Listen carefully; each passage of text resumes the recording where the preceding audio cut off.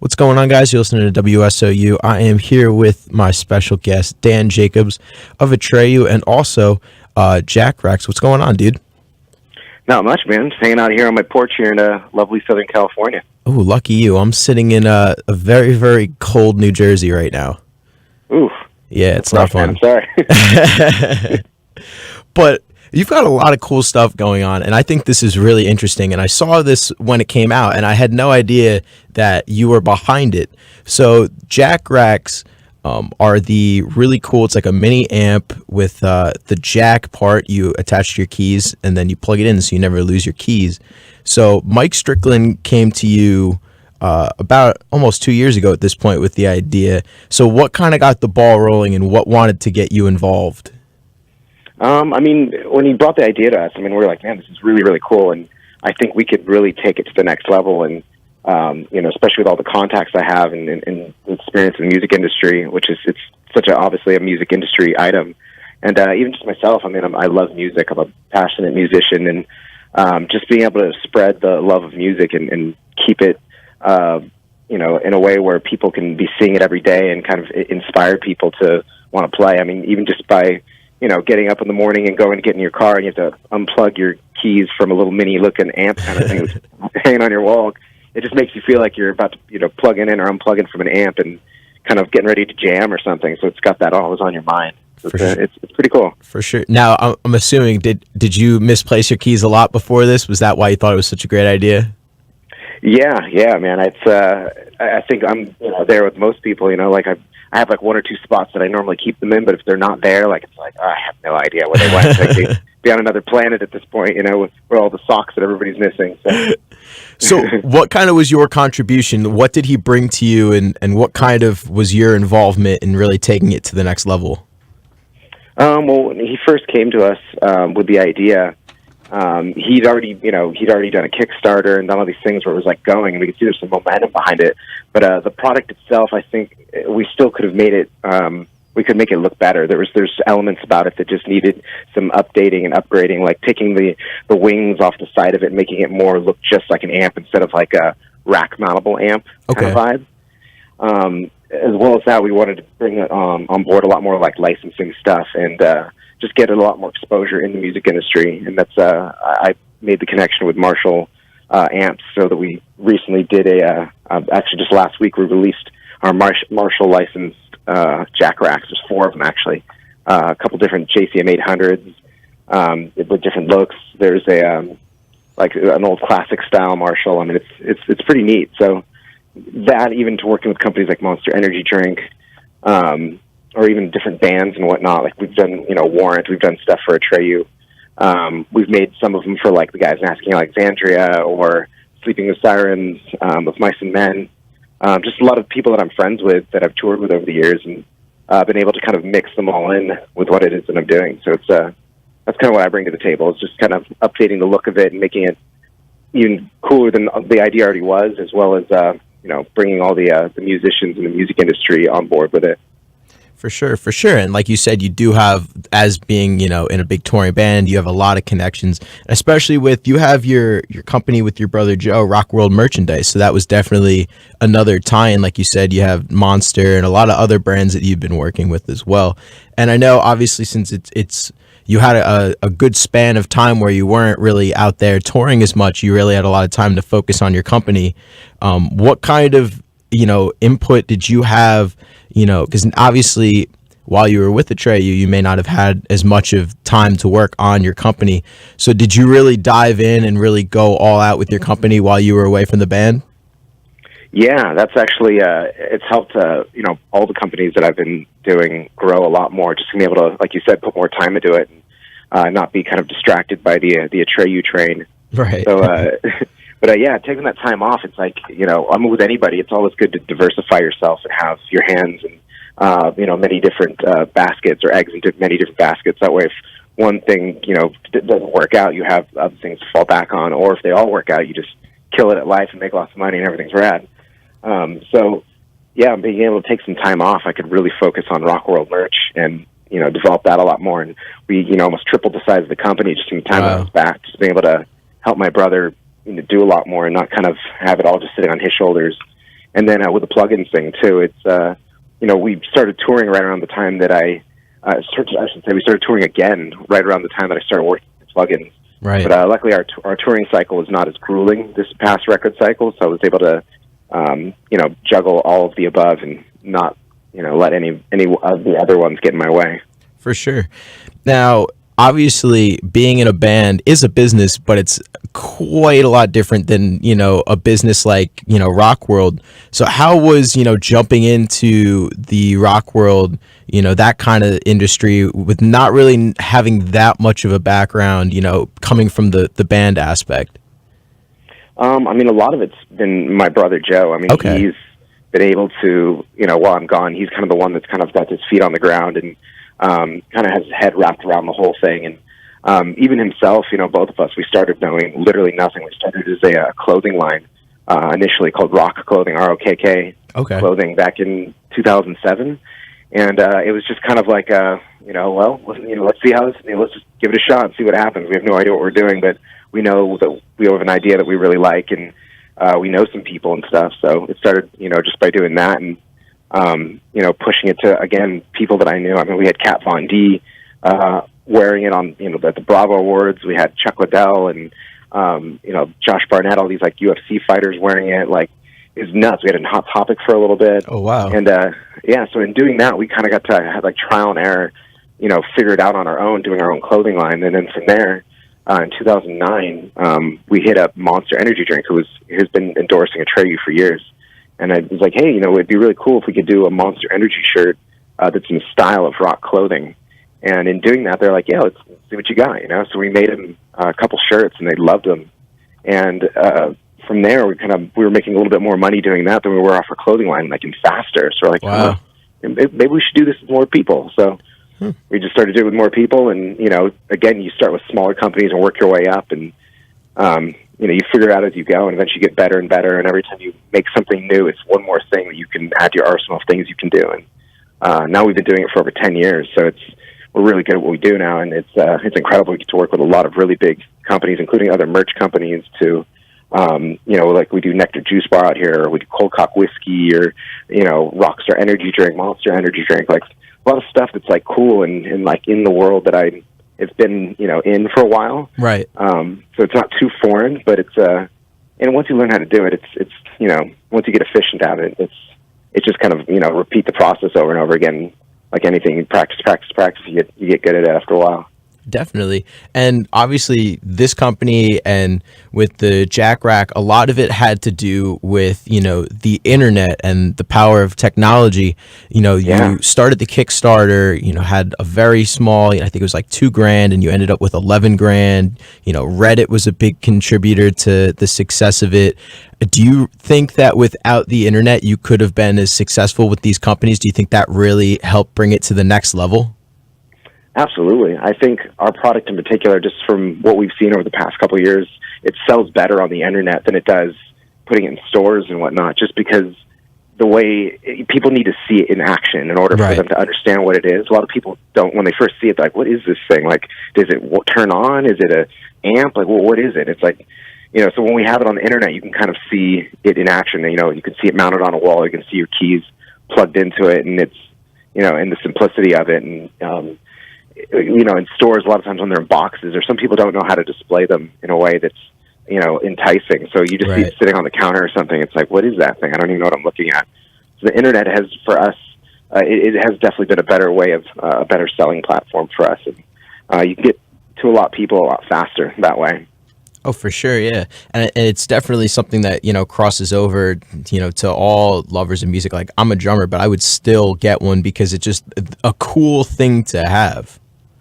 Yeah, exactly. And the functionality of it, too, it's really efficient. Anybody who's, ever plugged an amp or plugged a guitar cable into an amp before, or even into your guitar, you can feel like it locks in there really nice and tightly, and it's made to support a little bit of weight, Right. So with that being said, it locks in there pretty good. Your keys don't just kind of fall off or anything like that, as well as you don't even have to just put keys. You can use it to put your barbecue tools on, or you can put it in your kitchen and have tongs hanging off of it, or a spatula or something.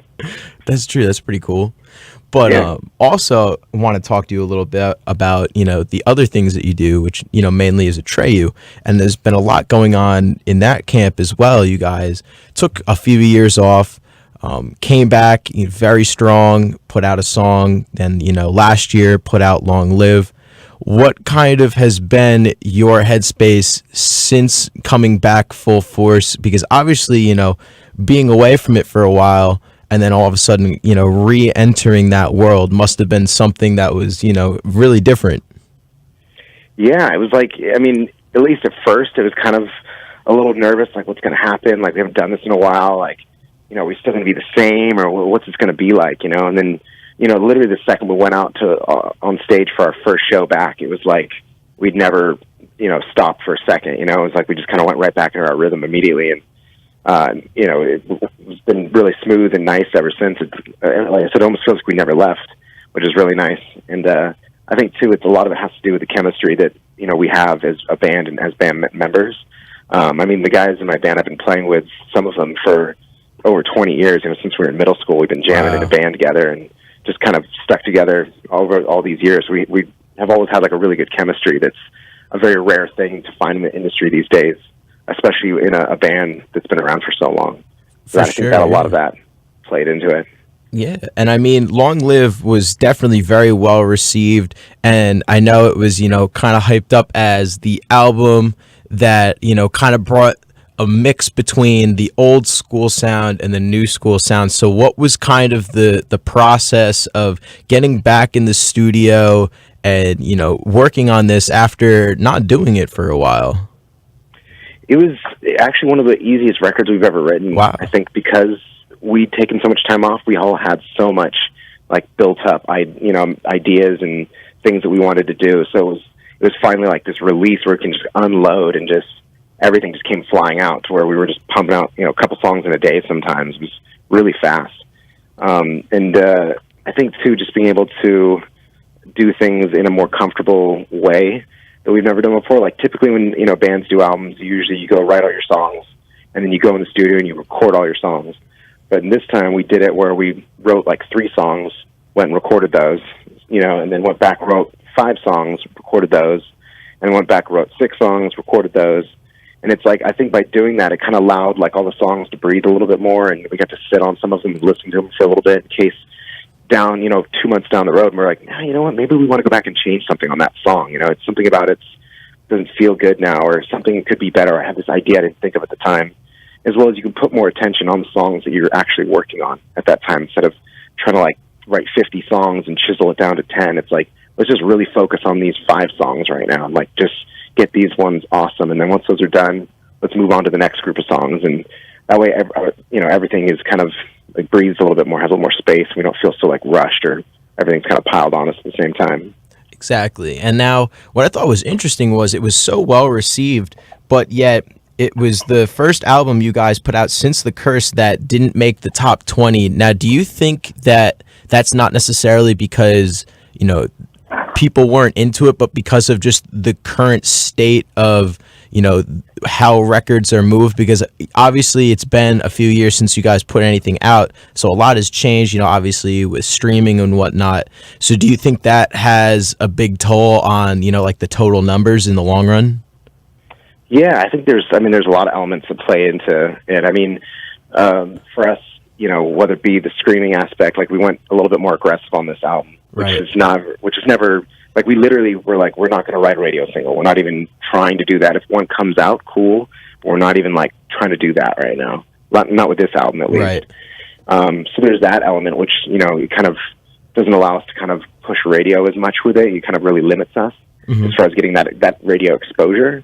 As well as, I don't know, I think too, also with social media, like we had our Facebook following, which is, we have over 1 million something followers on Facebook, which helps. But, with like Instagram and Twitter and things like that, like we didn't really jump onto that game until we kind of came back again. Right. So we kind of missed this whole window of like building up a following via social media that we could, you kind of put songs out to, or, put news out to, or let people know what we're doing.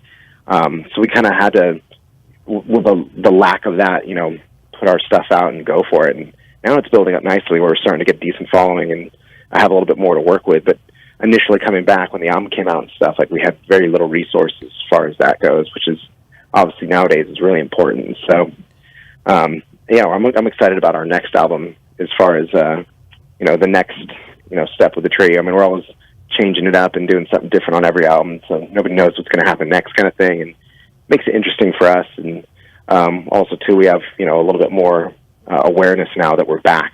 So it's not like oh, they're back? I didn't even realize it, you know, like, you know, who didn't even know, you know, it's like, well, yeah, we're student punk rock style right now. Now, like you mentioned, because I was going to ask, the next step for you guys, is that already in the works, the next album? Is that something that's kind of being thought out yet, or is it more in the future?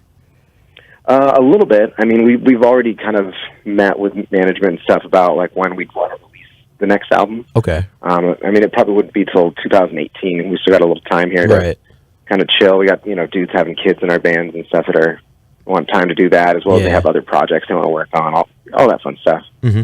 But yeah, I mean, there's nothing, you know, like solid written yet where we've all sat down and been like, here we have this song. But I know I know myself personally, I have, you know, piles of riffs, you know, and that I've hummed into my phone, or I've jammed on my phone or whatever, that are ready to go.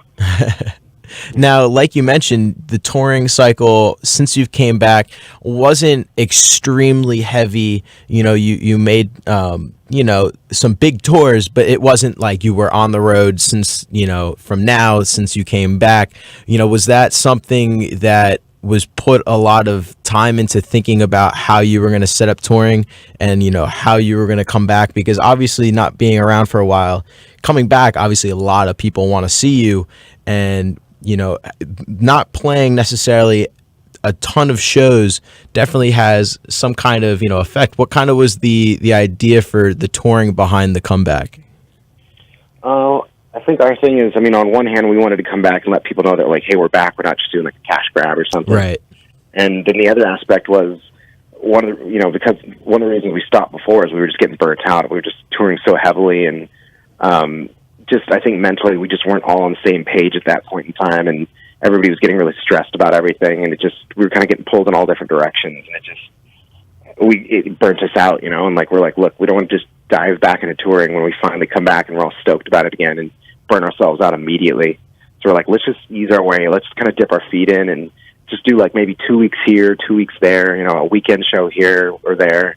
And, you know, and as the touring cycle went on, we started upping it a little bit more to like 3 weeks, 3.5 weeks, you know, nothing super long, like just enough to where we could get in, crush it. And by the time it's, you know, the tour's over, we're still like not burnt out yet. We're like, oh, that was, you know, like I'm ready to go home, but I'm not like ready to go home where I'm like, you know, a week ago or something kind of thing. Right. Okay. And the other thing that I wanted to ask you about was, I've always been very intrigued by your, like, I guess you can call it your aesthetic on stage. You've always had the blood smeared guitars, the Asian bandana. What's kind of been, you know, what made you pick that as kind of like your thing? Well, to me, I mean, like, I've always been a fan of, you know, the lifestyle and the everything about the 80s, you know, rock and metal scene. It was just so over the top, like the most over the top ever, you know, like right. Where it set the bar so high where it's like everybody had to be the absolute fucking best in the world at what they did. Like nobody could just be okay and get by. Like where today a lot of people could do that.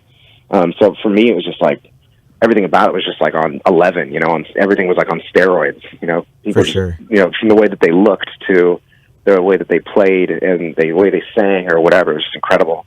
And the songs were so big and timeless and great. And so, I mean, from that, like, I love, you know, the idea of the show, you know? So for me, like having like a guitar that's just black or something like that, I don't care how nice it is. That's so boring to me. You're coming to see a show. I don't want to see someone with some plain boring guitar unless it suits the vibe of the band. But for me, it's like, I want something loud and interesting. I want people to see my guitars or, you know, my stuff on stage and be like, I can't even take my eyes off that. It's so interesting. It's so different or entertaining.